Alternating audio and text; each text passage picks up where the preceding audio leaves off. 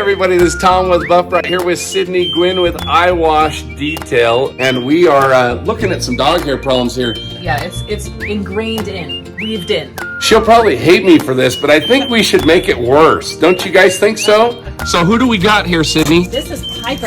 Oh boy. You are a hair bomb. This is your starring moment. Wow. It just doesn't stop. All dog hair is tough, but bulldog hair is a little extra special.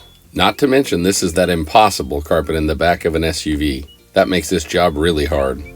So, my dogs want in on the action. Let's just get them in here.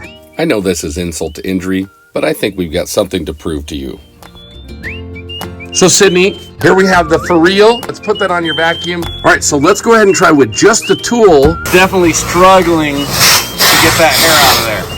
This is just the hard plastic fang adapter that comes in your kit. Now we'll give it a spray of static neutralizer, hook on the Fur-Eel, and go to work. Watch those polymeric silicone bristles do their job. So let's go ahead and hit it with the new Hammerhead. Let's see how this does. You kind of dig at it? Yep, you gotta dig at it because you're not gonna hurt them. This just covers so much area so much more quickly.